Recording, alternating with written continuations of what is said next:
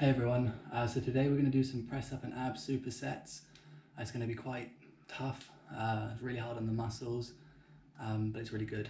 It's a really nice little workout. Sort of inventing it as I go, but I've got the exercises down. So I'll quickly show you the 4 different types of press ups we're going to do. So the first one is decline press ups. So there's a little chair, I've got a little chair here. And it's just normal press ups but using a chair, or you can use anything that you've got, just down like that. The second is in and out press ups. So this is like narrow grip like that, and then out to wide grip like that. Narrow grip, wide like that.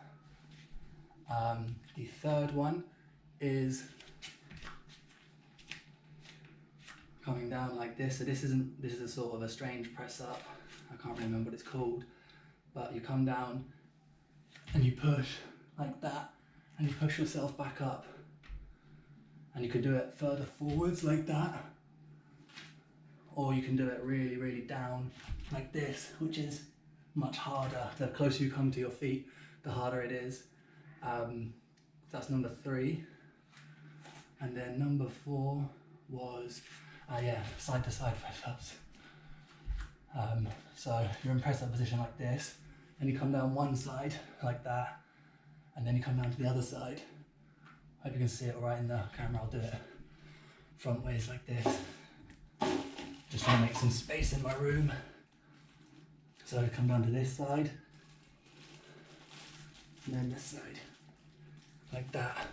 And then in between those, we'll just be doing a few different ab exercises just while we're resting as a superset. We're going to run through those 4 times with the supersets. So it'll be 16 sets, and then maybe a few other things, but hopefully it'll be about 20-25 minutes. So let's get started now with decline. We can aim for about 10 or 15 reps with this, is plenty. So we'll get going now. So I wanted to start this talk talking about nutrition and what to eat, what not to eat. By no means am I any expert whatsoever, but I have done a lot of research about it, and I've always spent my whole life trying different diets, trying different routines, trying different exercises. I've always done a ton of exercise all of my life, but the big change came to me when I decided to try intermittent fasting. Now, obviously everyone thinks that they can't do fasting. They think they'd never survive, and they think it's too hard. And it is hard. The first few days is horrible, but your body gets used to it so quickly. Your body completely changes in a few days as your body gets used to burning different levels of fuel. So I'll have a little rest now. But I do those supersets just to keep my heart rate going the whole time. So I'm not using my arms, but I'm still using my abs and still getting the heart rate keeping going and keeping burning. So basically when we eat a lot of sugar, our body gets used to just burning that sugar. So the sugar goes into our muscles and the sugar gets burned, and if we don't use all of our sugar, it gets stored as fat. And this is because our diets nowadays are very high in sugar. But what you can do is you can change your body so that instead of burning muscle and burning sugar, that your body starts burning the fat that's already stored. Now what you need to do for this is to get your body into a state of ketosis, which is where it burns fat. Sorry, so now it's number 2, wasn't it? Which is in and out. So to get your body into ketosis, you need to lower the amount of carbs that you have, and also you can start by fasting so that your body will change itself. And I can't remember the exact science behind it, but it will change itself to start burning fat. And you can literally tell when this is happening because the breakdown of fat, causes a breakdown in ketones.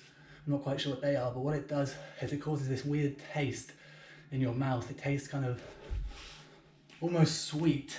It's a very weird taste, and so especially when you wake up overnight, it's the exact same as when you wake up in the morning and you have morning breath. It's that weird taste like that, and that's when you can tell your body's in ketosis, which is a great state to be in, because your body is burning all your excess fat instead of burning the muscle which you need to survive.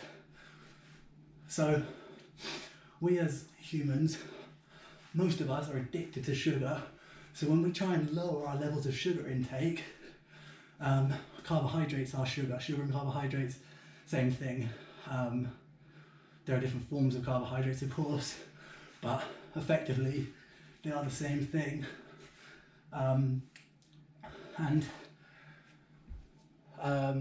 Yeah, we're so used to eating all of these different sugars non-stop that when we try and stop, we get withdrawal symptoms because sugar is physically addictive.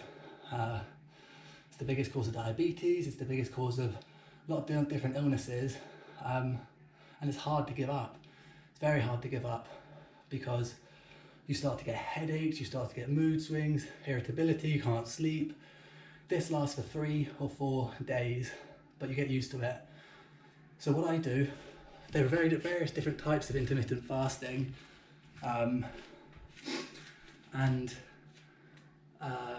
it depends on what type of person you are, depends on your routine, depends on if you prefer to, get up early and be active in the morning. So for these ones here, I'm going to try and do probably 15. So for me personally, I go to bed quite late and I get up quite late. So for me, it's best for me to skip breakfast. And so what I do is I eat within an 8-hour period of time. So I eat between 1 o'clock in the afternoon and 9 o'clock. And after that I don't eat. So you get 16 hours of fasting where your body will be there trying to break down the fat that you've got inside of you after you've started in ketosis. I'll explain all this in a separate video more in depth, because otherwise it will become too much information. But it sounds really hard, like, oh no, 16 hours without food. But with a little bit of willpower, it's really not difficult. It's really not difficult. You get yourself into the routine and you start to feel great. You start to feel absolutely great because your body is not spending all of that time trying to break down food. Like our body wastes so much energy trying to digest food all the time, leaves us with nothing. And so, people think they have to eat before the gym, they have to do, in here you can do any ab exercise you want, something relatively light just to keep the heart rate going. But in the gym, people think, you have to eat before, you have to be fully fueled.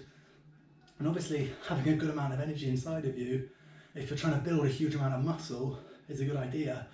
But if you're trying to tone up, then you don't really want to be eating before, because you don't want your body to be burning the fuel you're putting inside it. You want it to be burning the fat you already have as fuel.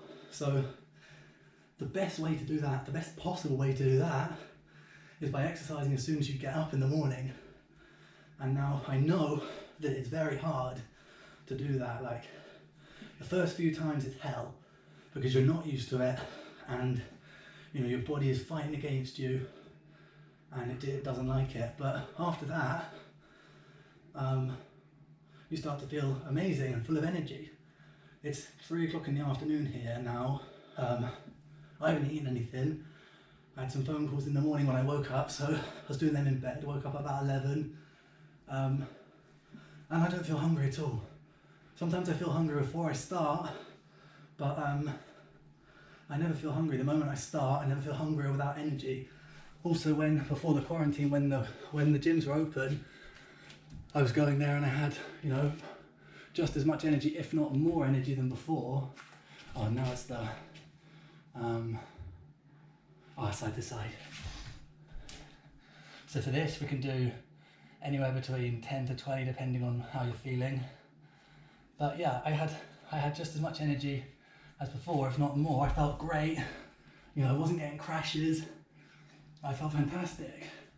So then, once you've got your kind of your plan like that, you know, you're going to eat between this time. There are other ones which are 10 hours eating, 14 hours fasting.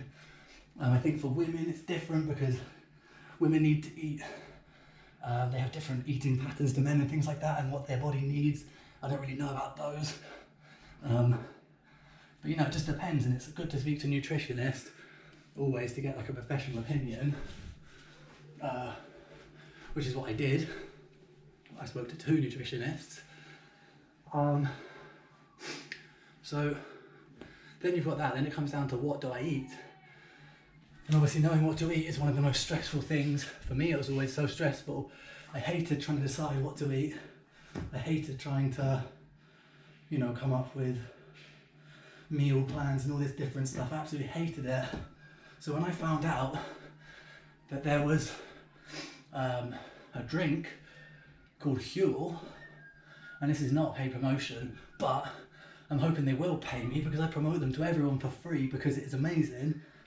Yeah, now I live off Huel. It's an organic and vegan blend, like a protein shake, except for it has all of the organic natural materials inside of it that give you a perfect blend nutritionally. And so, you know, it's effectively exactly what I was looking for. Like if I could take a pill that just took away my need to eat,